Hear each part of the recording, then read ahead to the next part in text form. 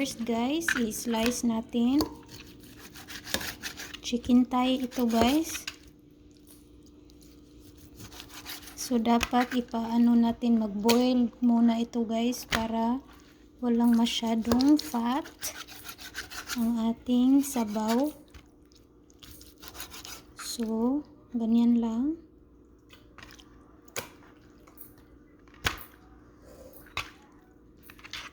So this is already clean.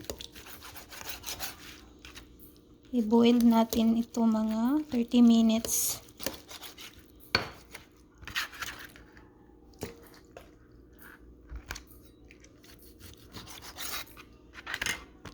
So ito na yun guys, lagyan natin ng salt and black pepper. So salt and black pepper guys, and let it boil. Cook for only 30 minutes. Habang maghihintay tayo sa ating chicken guys, meron akong ang inihanda dito for the chicken soup, corn, tomato, white onion, and sayote. Tinatawag dito ito guys na pichay squash, pero sayote ito sa Bisaya. So ginger o luya para mabango ang ating sabaw. Garlic. So i-slice natin.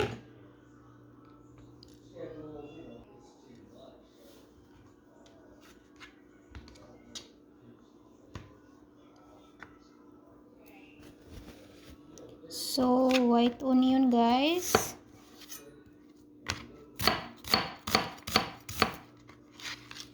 Ay, lagay lang natin dito.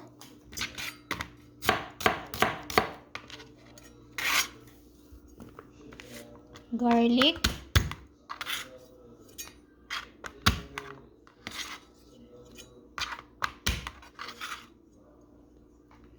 And ginger. This is good for the soup guys. Chicken or fish.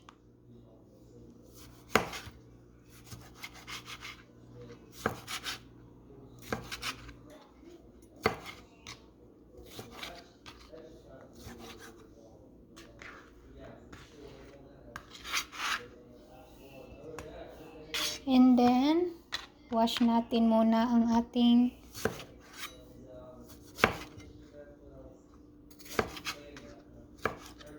kasi maraming seeds. You can replant the seeds also guys sa tomato. Mga ganitong seeds guys, pwede i-replant na ninyo. So wash natin ang ating board muna. And then ang ating sayote guys, o squash, pichay squash ang tawag nila dito guys sa sayote. So pag ganito lang, para hindi masyadong makapal ang ating sayote, yung seeds niya kuhain na, i-remove natin.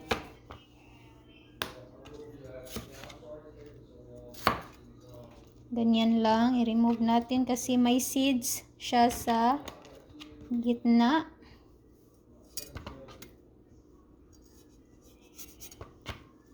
So, slice natin into cubes, mga ganyan lang. Para hindi masyadong malaki. Saktong-sakto lang guys ang size.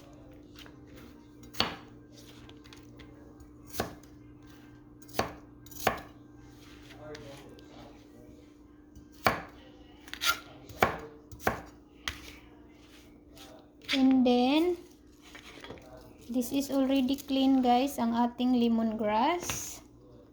So may pichay tayo sa ating soup. Pichay.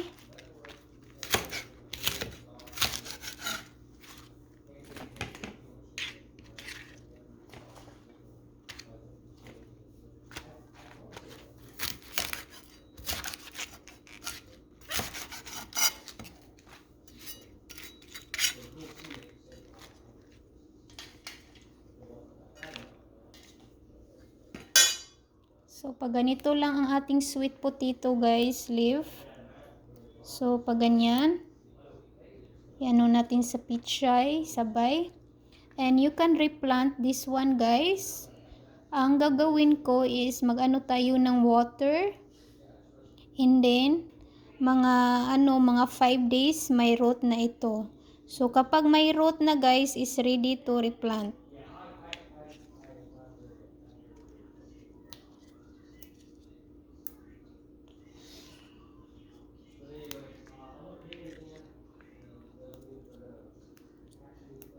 So, ganyan lang.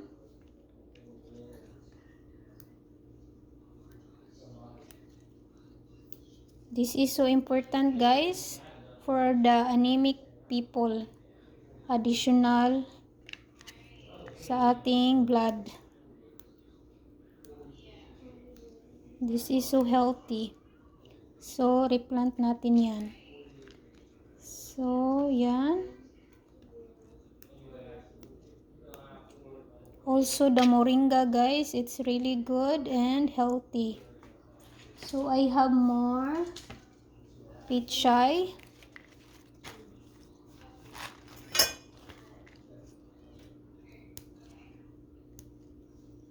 Ngayon guys, ano natin, itapon natin yung ano niya, sabaw. So, ganito guys, itapon natin ang ating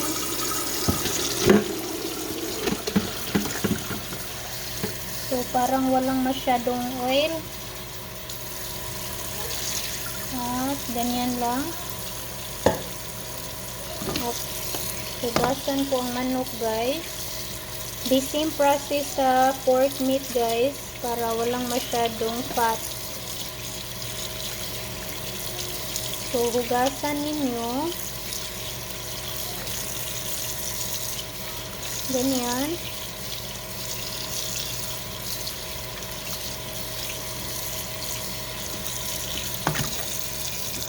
So, ganyan lang guys.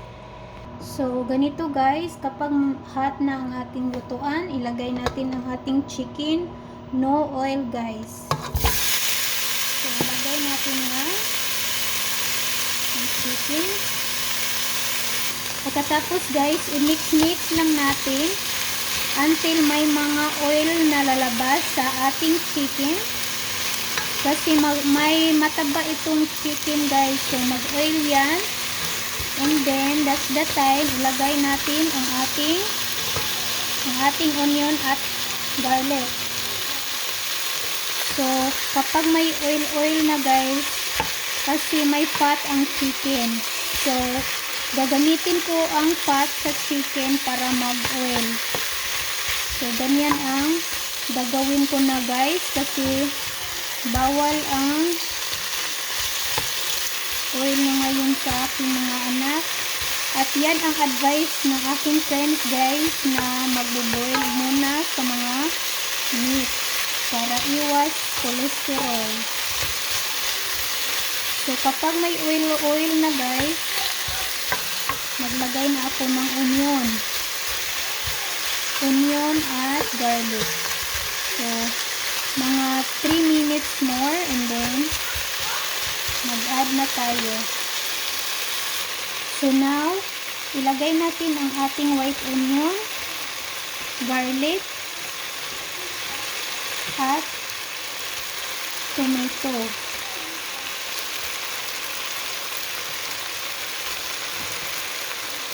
Every time magluluto kayo guys, iwas-iwas kayo sa mga oil, kasi yan talaga ang mga dahilan na tataas ang ating cholesterol. So, iwas-iwas tayo sa mga oil guys. At lagyan natin ng mga seasoning. So, yan. At i-mix natin. So, lagyan natin ng maglagay tayo ng chicken cubes. Magic syrup. If you don't have magic syrup seasoning, you can use garlic powder guys, and black pepper.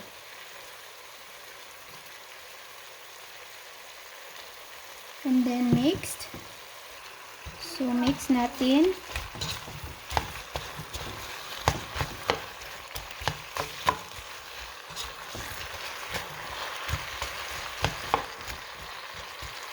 And then ilagay natin ang ating ginger or luya.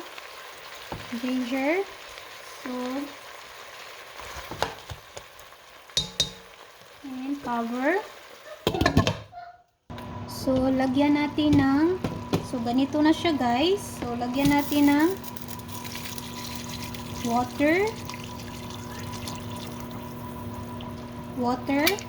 and then the lemongrass. Lagay natin lemongrass, and then the corn. Lagay natin ang corn. And then let's cook that corn guys.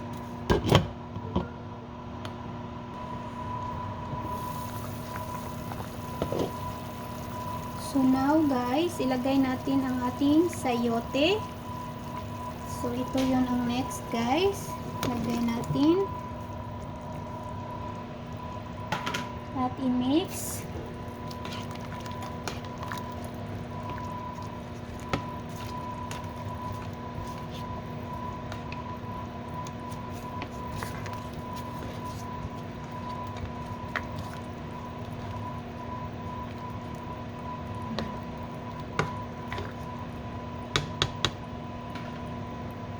So napansin nyo ba guys, hindi masyadong maraming yung chicken, yung sabaw, hindi maraming anong tawag dito, yung minsan kung sabaw tayo, yung soup niya is maraming maitim dahil yun sa mga fat guys. Kaya dapat linisin natin maayos yung chicken at i-boil talaga, kasi yung mga itim-itim sa soup guys, yung mga mga fat yun sa ating meat. Kaya napakaganda talaga, kaya pina-follow ko talaga yung sinasabi ng friends ko guys, na dapat i-boil muna yung meat at hugasan daw. Kaya first time ko ito guys, kaya i-share ko rin sa inyo. So let it cook again. So next, lagay natin ang pichay natin guys. Lagay na natin lahat.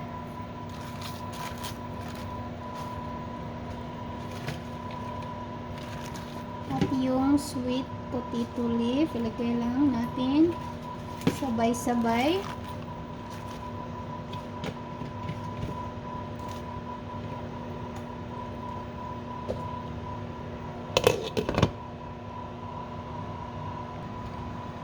So, malapit na guys. Mag-additional lang tayo ng salt. A little bit of salt. And then, i-mix natin. So, almost done.